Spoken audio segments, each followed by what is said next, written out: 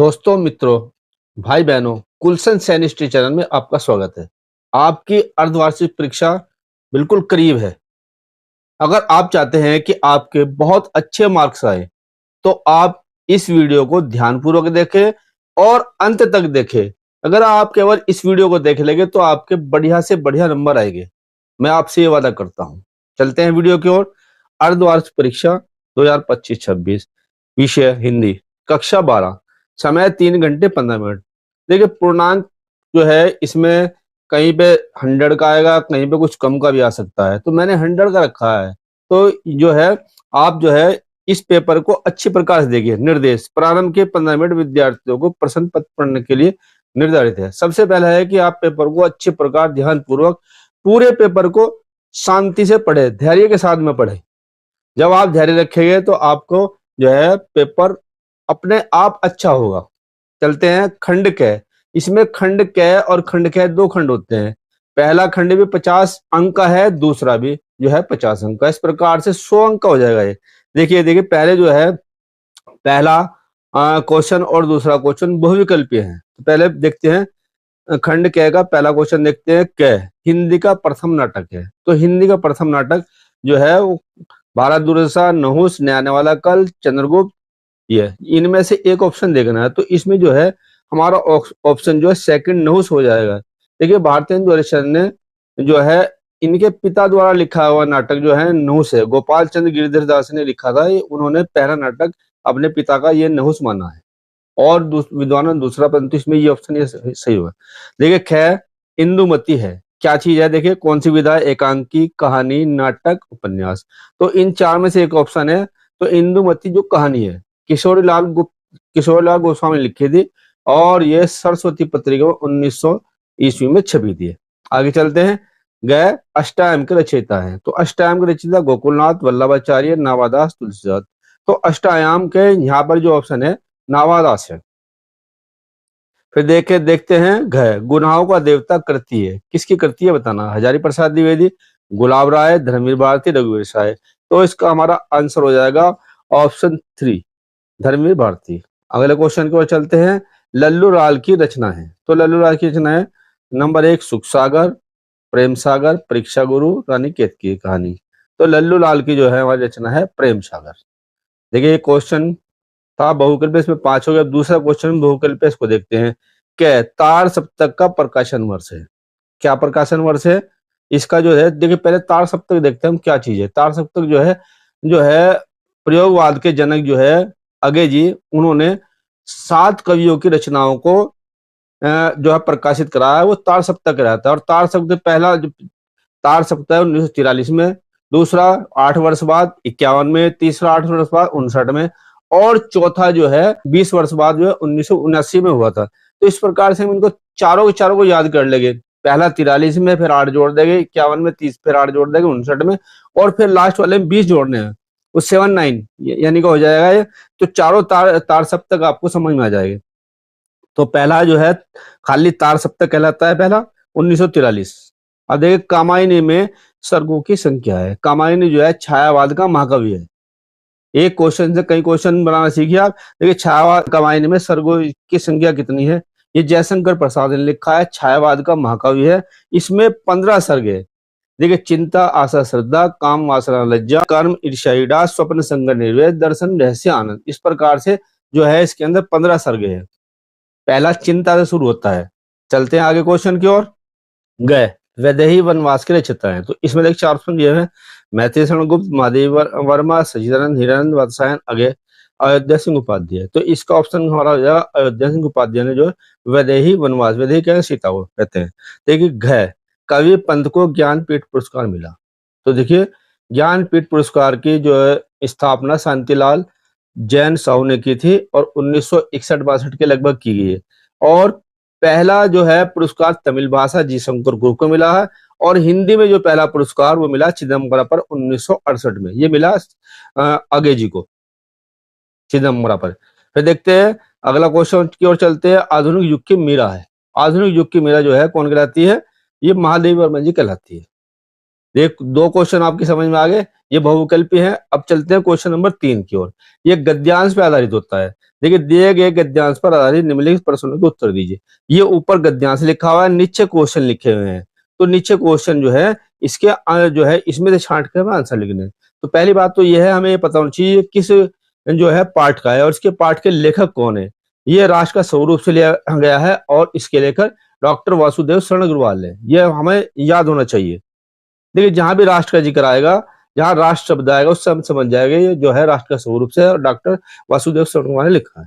देखिए, जन का प्रवाह अनंत सहस्रों वर्षों से भूमि के साथ राष्ट्रीय जन के तादात्म्य में प्राप्त किया है। जब तक सूर्य की रश्मियां नित्य प्रातः काल भुवन को अमृत से भर देती है, तब तक राष्ट्रीय जन का जीवन भी हमारे इतिहास के अनेक उतार चढ़ाव पार करने के बाद भी राष्ट्र निवासी जन नई उठती लहरों के आगे बढ़ने के लिए अजर अमर है। जन का संततवाही जीवन नदी के प्रवाह की तरह होता है, जिसमें कर्म और श्रम के द्वारा उत्थान से अनेक घाटों का निर्माण होता है। देखिए, जन का प्रवाह का आशय है। जन्म का प्रवाह कैसा है? तो जन का प्रवाह अनंत है। जैसे जो है नदी का प्रवाह अनंत होता है, ऐसे ही जो है जन का प्रवाह भी अनंत है। राष्ट्र निवासी जन किसके समान आगे बढ़ने के लिए अजर अमर है। देखिए, तो जो है यहां से कर देंगे इसको। जब तक सूर्य की रश्मियां नित्य प्रातः काल भुवन को अमृत से भर देती है, तब राष्ट्रीय जन का जीवन भी अमर है और इतिहास के अनेक उतार चढ़ाव पार करने के बाद राष्ट्रीय जीवन नई लहरी राष्ट्र निवासी जन नई उठती लहरों के आगे बढ़ने के लिए अजर अमर है। चाहे तो यहां से लिख दिया और चाहे इसको शॉर्ट करके यहां से लिख दिया उत्तर ये। फिर तीसरा, उत्थान के घाटों का निर्माण कैसे होगा? तो देखिए, जिसमें कर्म और श्रम के द्वारा उत्थान के अनेक घाटों का निर्माण होता है। किसमें? कर्म और श्रम के द्वारा अनेक घाटों का निर्माण होता है। रेखांकित अंश की व्याख्या कीजिए। रेखांकित अंश जहां पर अंडरलाइन लगा। जब तक सूर्य की रश्मियां, सूर्य की किरणें नित्य प्रातः काल भुवन का मतलब पृथ्वी को अमृत से भर देती है, तब तक राष्ट्रीय जन का जीवन भी अमर है। इतिहास के बहुत सारे इतिहास में अनेक उतार चढ़ाव आते हैं, ऐसे पृथ्वी पर भी अनेक उतार चढ़ाव आते हैं। इसी प्रकार से जो है ये जो है जीवन चलता रहता है। तो इस प्रकार से इसका आगे पीछे करके इसकी जो है व्याख्या कर देगी। उपयुक्त गद्यांश के लेखक और पाठ का नाम लिखिए। लेखक तो मैंने बता ही दिया कि इसके लेखक जो है डॉक्टर वासुदेव शरण अग्रवाल है। पाठ का नाम है राष्ट्र का स्वरूप। आगे चलते हैं। अथवा भाषा स्वयं संस्कृति का एक अटूट अंग है। संस्कृति परंपरा से निश्चित होने पर भी परिवर्तनशील और गतिशील है। उसकी गति विज्ञान की प्रगति के साथ जुड़ जाती है। वैज्ञानिक आविष्कारों के प्रभाव के कारण उद्भूत नई सांस्कृतिक हलचलों को शाब्दिक रूप देने के लिए भाषा के परंपरागत प्रयोग पर्याप्त नहीं है। इसके लिए नए प्रयोगों की, नई भाव योजनाओं को व्यक्त करने के लिए नए नष्ट शब्दों की खोज की महती आवश्यकता है। देखिए, उपयुक्त गद्यांश के पाठ का शीर्षक और लेखक का नाम लिखिए। देखिए, इसमें भाषा शब्द आया है। ये भाषा शब्द पकड़िए, ये जो है भाषा और आधुनिकता से लिया गया है। भाषा के कई वर्ड आए इसमें, तो इसका मतलब है भाषा और आधुनिकता। और इसके लेखक है प्रोफेसर जी सुंदर रेड्डी। तो ये तो हो जाएगा हमारा शीर्षक भाषा और आधुनिकता। लेखक का नाम है प्रोफेसर जी सुंदर रेड्डी। तो भाषा किसका अटूट अंग है? भाषा जो है संस्कृति का अटूट अंग है। किसकी गति? विज्ञान की गति के साथ जोड़ी जाती है। देखिए, भाषा संस्कृति की परंपरा से निःसृत होने के बावजूद विज्ञान की प्रगति के साथ जोड़ी जाती है। अलग है फिर भी उससे, फिर भी उसके साथ जुड़ी जाती है। रेखांकित अंश की व्याख्या कीजिए। लेखक का कहना है कि भाषा संस्कृति का अभिन्न या अटूट अंग है, क्योंकि संस्कृति की अभिव्यक्ति का माध्यम भाषा ही है। संस्कृति की रचना और विकास परंपराओं द्वारा होता है। परंपराएं क्योंकि परिवर्तनशील होते हैं, जो परंपरा है वो बदलती रहती है, इसलिए संस्कृति भी एक जैसी नहीं रहती। संस्कृति भी हमारी बदलती रहती है, वह भी परंपराओं की तरह बदलती रहती है। इस रूप में हम कह सकते हैं कि संस्कृति गतिशील होती है।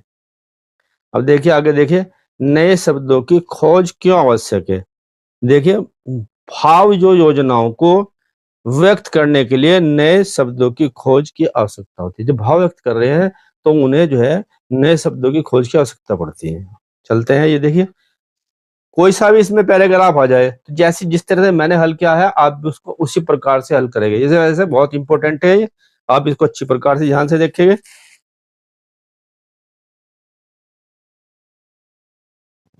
देखिए, क्वेश्चन नंबर 4 की ओर चलते हैं। दिए गए पद्यांश पर आधारित प्रश्नों के उत्तर दीजिए। देखिए, लज्जाशील शीला पथिक महिला जो कहीं दृष्टि आवे, होने देना विकृत वसना, वसना तो न तू सुंदरी को, जो थोड़ी भी शर्मित हो वह गोदले, श्रांति खोना होठों की, ओ कमल मुक्की मलान मुक्की मलानता मिटाना, कोई कलांता कर्षक ललना खेत में जो दिखावे, धीरे धीरे पर उसकी क्लांतियों को मिटाना, जाता कोई जलद यदि व्योम, व्योम का मतलब है आकाश में, तो उसे ला छाया द्वारा सुखित करना तप्त बुधांगना को। देखिए, ये जो है अयोध्या सिंह उपाध्याय द्वारा लिखित जो है प्रिय प्रवास, जो प्रिय प्रवास खड़ी बोली का प्रथम महाकाव्य कहा जाता है, तो उसका ये अंश है और पवन दूती का इसका शीर्षक है। अयोध्या सिंह उपाध्याय के जो है कवि है। देखिए, दिए गए पद्यांश के कवि अयोध्या सिंह उपाध्याय है एवं कविता का नाम जो है पवन दूती का है, और ये प्रिय प्रवास खड़ी बोली का प्रथम महाकाव्य उससे ली गई है। राधा पवन द्वितीका से राम में पति के साथ कैसा व्यवहार करने के लिए कहती है। तो जो राधा है वह कैसा व्यवहार करने के लिए, उन्हें अच्छा व्यवहार करने के लिए कहती है। मान लिया कोई महिला मिल जाए तो उसके पास से कह रही है कि तो उस पवन को कह रही है कि धीरे से जाना, उसके वस्त्रों को मत उड़ाना, और उसे जो क्या कह रही है, जो थोड़ी सी शर्मित हो है, अगर थोड़ी भी थकी थकी दिखाई पड़े तो उसको जो है गोद में ले लेना और श्रांतियों खोना, उसकी जो थकान है उसको मिटा देना। तो वह अच्छा व्यवहार करने के लिए उसे शिक्षा दे रही है पवन को। फिर देखिए, इस पद्यांश में कवि ने किसका चित्रण किया। इस पद्यांश में एक तो राधिका का चित्रण है और दूसरा पवन दूती, पवन पवन को दूती का बना के भेजा है तो उसका चित्रण है। इस पद्यांश में कौन सा अलंकार, देखिए इसमें जो है दो तीन एक तो मानविकरण अलंकार है इसके अंदर, दूसरा इसके अंदर कहीं उपमा भी आ रहा है, और कमलमुख, कमलमुख में जो है इसके अंदर जो है रूपक अलंकार आ रहा है। तो दो तीन अलंकार आपको इसमें मानवी सबसे ज्यादा मानवीकरण, तो मानवीकरण आप लिख सकते हैं इसके अंदर। फिर देखिए, रेखांकित अंश की व्याख्या कीजिए। पांचवा क्वेश्चन आ गया हमारा व्याख्या करने के लिए। देखिए, होने देना विकृत वसना को तूने सुंदरी को, पवन को समझाते हुए कह रही है कि जो राधिका कि जो अगर कोई रास्ते में तुझे जो है सुंदरी दिखाई पड़े तो उसके पास में धीरे से जाना, ऐसा ना बहुत तेज जाए उसके वस्त्र इधर उधर उड़ जाए। अगर वो थोड़ी सी भी तुम्हें जो है दुखी दिखाई पड़े और थकी हुई दिखाई पड़े तो उसके पास में धीरे से जाना और उसकी थकान को मिटा देना। होगी कि ओ कमल मुखी मलानता मिटाना, वो जो है सुंदरी उसके जो है कैसा होगा, कमल मुख होगा, उसकी जो होठों पर जो है सूखा बना रहा होगा, उस मरानता को जाकर के उसको धीरे धीरे मिटा देना। ये उसको जो है रेखांकित अंश की व्याख्या है। जिस जो भी पैराग्राफ आता है उसकी व्याख्या इस प्रकार से हम की जाती है। पहले तो उसका जो है संदर्भ में लेखक का नाम या कवि का नाम जो है, और वो जो किस शीर्षक से ली गई हो, फिर उसमें पढ़ पढ़ करके उस चीज से कर दी जाती है। जैसे मैंने कराई, आपको ये समझ आ गया होगा। देखिए, इसमें पहले वो आया था अजय सिंह उपाध्याय का, ये अथवा आ गया, ये जो है ये वाला पहले वाले में से, ये इस वाले में से। मैं नीर भरी दुख की बदली, स्पंदन में चिर निस्पंद क्या, करंदन में आहत विश्वासा, नैनों में दीपक जलते, पलकों में निर्झरी मछली। देखिए, मैं नीर भरी बदली, दुख की बदली कौन कह रही है, ये महादेवी वर्मा कह रही है, और गीत शीर्षक से ली गई है। गीत शीर्षक जो है तीसरा गीत है इसका, और जो है महादेवी वर्मा इसकी लेखिका है। उपयुक्त पद्यांश का शीर्षक लिए तो गीत 3 लिख देंगे हम। यह पद्यांश किस काव्य संग्रह से, तो ये दीप जो है यह काव्य संग्रह है, सांध्य गीत से लिया गया है।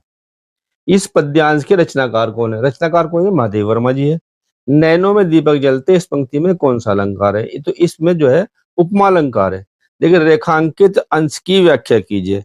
अब ये रेखांकित महादेवी वर्मा कह रही है, जो भी कह रही है ये महादेवी वर्मा कह रही है, क्या कह रही है, वर्मा अपने जीवन की तुलना बदली से करते हुए कहती है कि मैं नीर भरी दुख की बदली, नीर का मतलब जिस प्रकार से बदली में जो है पानी रहता है, इसी प्रकार से महादेव वर्मा की आंखों में भी जो है हमेशा दुख की बदली, जिसमें जो है आंसू भरे रहते हैं। कह रही है अर्थात मेरा जीवन दुख की बदलियों से भरा हुआ है। जिस प्रकार बदली पानी से भरी हुई रहती है, उसी प्रकार अथाह विरह की वेदना के कारण मेरी आंखों में आंसू भरे हुए रहते हैं। तो इस प्रकार से उन्होंने अपनी व्यथा जाहिर की है इसके अंदर। अब आगे चलते हैं क्वेश्चन नंबर 5। कह, लेकिन निम्नलिखित में से किसी एक लेखक का साहित्य परिचय देते हुए उनकी प्रमुख रचना को उल्लेख कीजिए। तो इसकी शब्द सीमा केवल बहुत लंबा नहीं लिखना है, 80 शब्दों में लिखना है, इससे ज्यादा नहीं लिखना है। एक तो देखो मेन चीज होता है उसका जन्म कहाँ हुआ, उसके माता-पिता कौन थे, उन्होंने शिक्षा कहाँ प्राप्त की और उनकी मृत्यु कहाँ और कब हुई। ये तो मेन चीज़ ही है।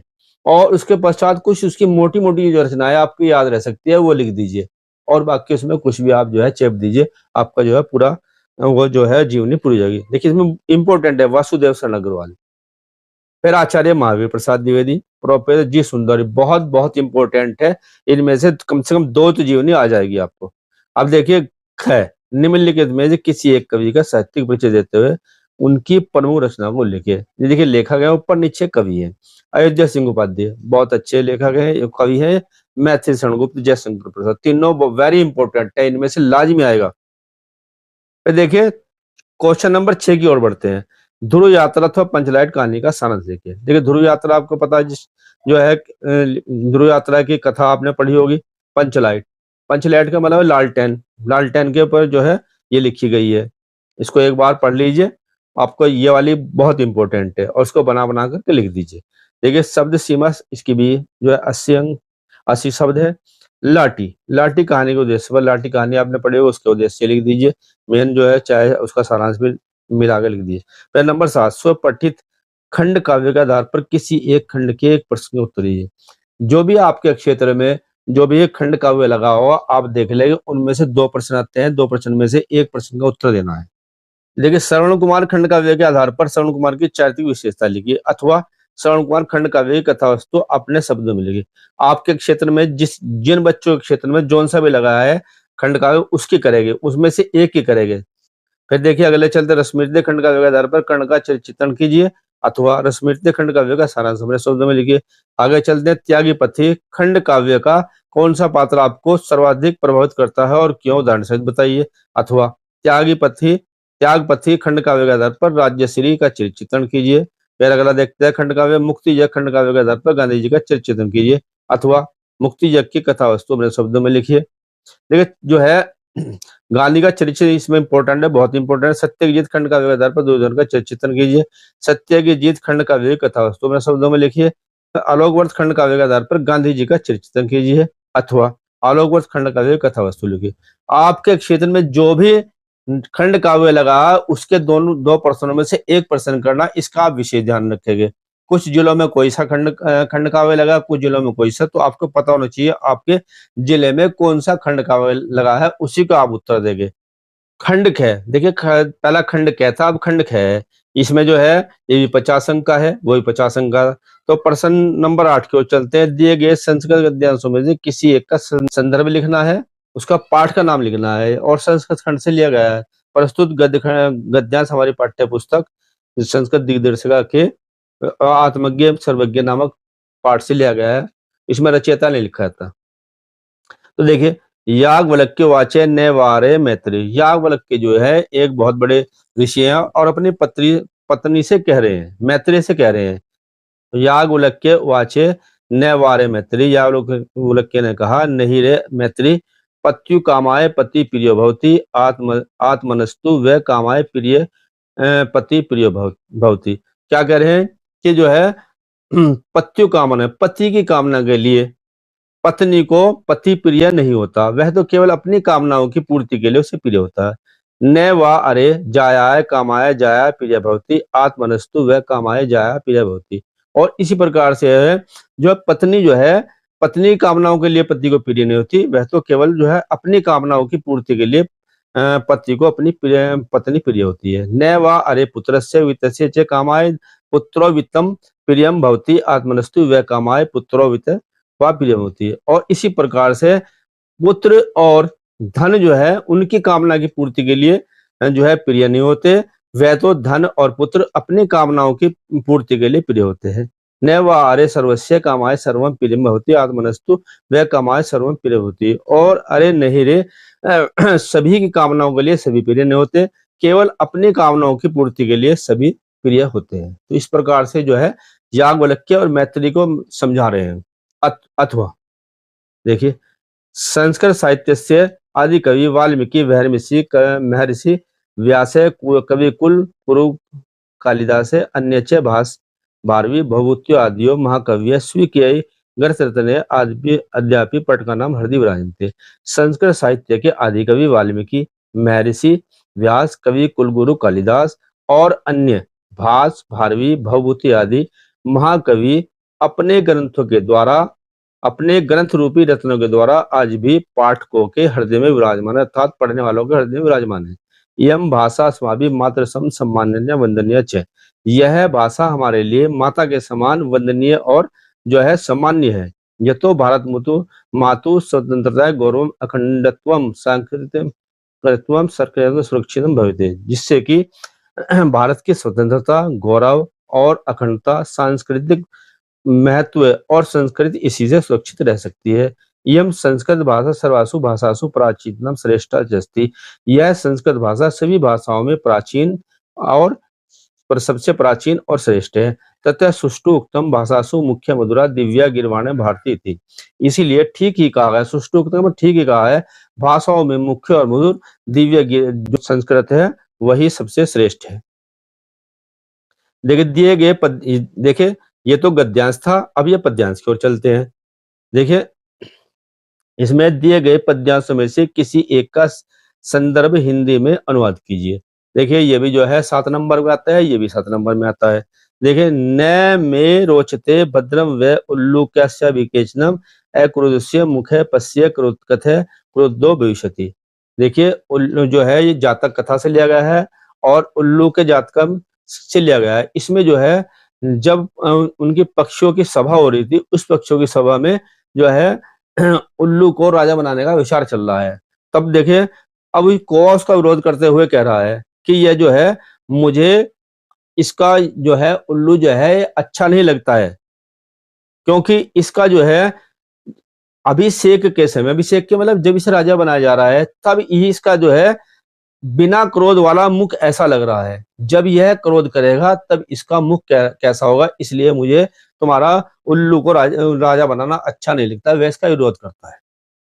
देखिए अथवा अभूत प्राची पिंगम रस पतिरेव प्राप्य कनकम। जो प्राची मैंने पूर्व दिशा है वह स्वर्णमयी स्वर्णमयी जो है कनक को प्राप्त करके जो है पारे के समान पीली हो गई है। और गतश्च चंद्रो बुधजन इव ग्राम सदसी। और जिस प्रकार से विद्वान लोग ग्रामों की सभा में अच्छे नहीं लगते, कांतिहीन हो जाते, उसी प्रकार से चंद्रमा भी कांतिहीन अर्थात प्रातः काल जो है चंद्रमा की जो है कांति वह चली गई है। तो देखिए क्षण क्षीणस्व नरपत्य इवान उद्यमपरा। और राजा जो है अनुद्योगी होते हैं अर्थात मेहनत नहीं करते हैं, तो उनका धन समाप्त ऐसे हो जाता है, उनकी तरह जो है तारे जो है वह भी छिप रहे हैं धीरे धीरे।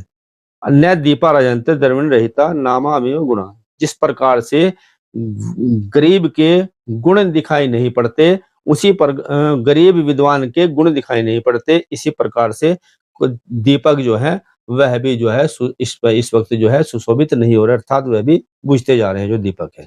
राजा अति तुष्ट तस्मय प्रत्यक्षम लक्ष्यम ददो। राजा ने संतुष्ट होकर के प्रत्येक अक्षर के लिए उसे 1 लाख रुपए दिया। अब देखिए क्वेश्चन नंबर 9 की ओर बढ़ते हैं। निम्नलिखित मुहावरों और लोकोक्तियों में से किसी एक का अर्थ लिख करके वाक्य प्रयोग कीजिए। ये 2 नंबर का आता है। देखिए 1 नंबर का वाक्य प्रयोग है, 1 नंबर का उसका अर्थ है। देखिए अध जल गगरी छलक जाए। जो कम विद्वान होता है अर्थात जो कम जानने वाला होता है वह अधिकतर बोलता है। गुण नहीं रहते, छलकता है। जैसे घड़ा जो है कम पानी भरा हो छलकता जाएगा, और वहाँ पूरा घड़ा कभी नहीं छलकता है। जैसे जो विद्वान लोग हैं वो अधिक नहीं बोलते, जो कम जानने वाले वो अधिक बोलते हैं। आम के आम गुठलियों के दाम का मतलब है दोहरा लाभ होना। ईद का चांद का मतलब है बहुत दिनों बाद दिखाई देना। अपना उल्लू सीधा का मतलब है स्वार्थ सिद्ध करना। तो इसका अर्थ लिख करके इसके वाक्य में प्रयोग कर देंगे। जैसे भी आपको फिर क्वेश्चन नंबर 10 की ओर बढ़ते हैं। निम्नलिखित गद्यांश को पढ़कर नीचे दिए गए प्रश्न के उत्तर दीजिए। देखिए यह अपठित गद्यांश या इसको अनसीन बोलते हैं, तो ये आता है। देखिए अब ये तो क्वेश्चन, ये तो इसका गद्यांश होगा, ये नीचे इसके क्वेश्चन दिए गए। देखो इसमें देखते हैं हम। देखो वैज्ञानिकों को मानना है कि पृथ्वी पर सर्वप्रथम अस्तित्व में आने वाले एक कोशिकीय जीव अमीबा एवं पैरामीशियम के जन्म के पीछे मीथेन ही कारक रही है। प्राप्त जानकारी के अनुसार मंगल की सतह पर स्थित चट्टानों में लौह तत्व की प्रधानता है। फलस्वरूप हवा की उपस्थिति में वहां जंग लगने की प्रक्रिया स्वाभाविक रूप से चलती रहती है। इसी कारण इस ग्रह की मिट्टी लाल है और आधी आंधी चलने पर वहां का वातावरण गुलाबी बादलों से भर जाता है। इन्हीं कारणों से मंगल ग्रह को लाल ग्रह भी कहा जाता है। मंगल ग्रह पे पहुंचने भारत पहला एशियाई देश बन गया। देखो, मंगल की सतह पर चट्टानों में किस तत्व की प्रधानता है? तो मंगल ग्रह पे जो चट्टान है उसमें कहे की प्रधानता है? लौह तत्व। उसमें लौह तत्व है, उसकी प्रधानता है वहां पर। देखिए, लौह तत्व की प्रधानता लिखा हुआ है। फिर देखिए, मंगल ग्रह की मिट्टी किस कारण से लाल है? देखिए, मंगल ग्रह की मिट्टी का लाल का कारण इसमें यही ऊपर आया। देखिए, इस कारण देखिए वहां पे क्या है, फलस्वरूप वहां की हवा की उपस्थिति में वहां जंग लगने की प्रक्रिया स्वाभाविक रूप से चलती रहती है। इसी कारण इस ग्रह की मिट्टी लाल है।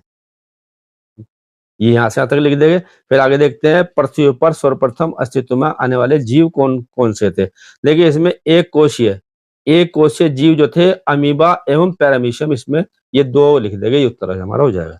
आगे चलते हैं। देखिए, ये पद में है, गद्य में आएगा तो इस प्रकार से पद में आएगा, कम देकर ज्यादा पाने की आदत बुरी है, तन का पूरा पढ़ भी जाए मन रोता रहता है। तो इसमें जो है, जो कंजूस टाइप के व्यक्ति है उनके बारे में कहा है, कभी न चुकने वाला ऋण है, जीवन बहुत कठिन है, वो मरने तक हर जीवन जीने वाला जीता रहता है, आते हैं फल उन वृक्षों पर जाने जो ने उन्हें खाते हैं, छाहा जहां मिलती औरों को छत्र वहां जाते हैं, गाते हैं जो गीत कभी अपने ने गीत गाते हैं, हेम हिमावत कब अपने हित हिम आतप सहता है।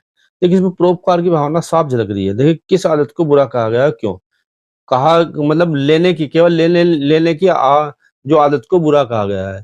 क्यों, हम लेते और बहुत कुछ रहे, देख कुछ नहीं रहे, इसलिए केवल जो है इस आदत को अच्छा नहीं माना जा सकता। देखिए, तन का पूरा पड़ भी जाए पर मन रोता है। जो कंजूस व्यक्ति होते हैं, चाहे उनका जो है तन संतुष्ट हो जाए परंतु उनका मन कभी संतुष्ट नहीं होता। तो इसलिए व्यक्ति को परोपकारी बनना चाहिए। इसमें जो कंजूस के लिए कहा गया है, देखो प्रस्तुत कविता से क्या संदेश मिलता है? प्रस्तुत कविता से संदेश मिलता है, जिस प्रकार से पेड़ जो है अपने फल खुद नहीं खा जाते, अर्थात परोप दूसरों के लिए, तो इस प्रकार से हमें भी जो है दूसरों के लिए कार्य करने चाहिए। परोपकार की भावना से जो है हमें अभिभूत होकर के कार्य करने चाहिए। ये हमें इसमें जो है संदेश मिलता है। देखिए, क्वेश्चन नंबर 11 की ओर चलते हैं। क्या निम्नलिखित शब्द युग्मों का अर्थ सही चुनकर लिखिए। देखिए, अभिराम और अभिराम। अभिराम, अभिराम का मतलब है सुंदर या आकर्षक, अभिराम का मतलब है लगातार, न रुके। देखिए, इसका अभिराम का आकर्षक और अनवरत, बिना बिना विराम लिए। फिर चलते हैं अंश और अंशु। अंश का मतलब भाग, अंशु का मतलब होता है किरण। देखिए, इसका उत्तर हो जाएगा भाग और किरण। निम्नलिखित में किसी एक शब्द के दो अर्थ लिखिए। देखिए, कर का मतलब हाथ होता है और टैक्स होता है। अंबर का मतलब आकाश और कपड़ा भी होता है। अर्क का मतलब एक तो होता है रस और दूसरा होता है सूर्य। द्विज का मतलब पक्षी भी होता है और ब्राह्मण भी होता है। दो अर्थ लिख देंगे। गैर निम्नलिखित वाक्यांश के लिए एक शब्द का चयन करके लिखिए। देखिए, जानने की इच्छा रखने वाला, जानने की इच्छा रखने वाला क्या कहते हैं? जिज्ञासु। और जीजी वैसा कहते हैं जीने की इच्छा रखने वाला। तो हमारा जानने की इच्छा रखने वाला हमारा जिज्ञासु हो जाएगा। फिर अगर देखते हैं किसी को उपकार को न मानने वाला, तो मानने वाला तो कर्तव्य, न मानने वाला कर्तधन। किसी के उपकार को मानने वाला तो कर्तव्य हो जाएगा, न मानने वाला कर्तव्यधन। ये हमारा आंसर हो जाएगा। लेकिन निम्नलिखित में से दो वाक्यों को शुद्ध करके लिखिए। जैसा पैटर्न मैं बना है वैसा ही पैटर्न आता है, बोर्ड में भी आता है, हाफ ईयरली में बिल्कुल यही पैटर्न आएगा आपको। देखिए, कृपया अवकाश देने की कृपया करें, तो इसमें जो है सही करके लिखना है अवकाश देने की कृपया करें, ये हो जाएगा। मैं भोजन कर लिया हूं, तो इसका हो जाएगा शुद्ध मैंने भोजन कर लिया है। पुत्री पराया धन होता है, तो पुत्री पराया धन होती है। महादेवी वर्मा एक प्रसिद्ध कवि थी, तो महादेवी वर्मा एक प्रसिद्ध कवित्री। देखिए, कवित्री हमेशा ऐसा लिखा जाता है, कव और यह पे छोटी की मात्रा, तरह पे बड़ी की मात्रा।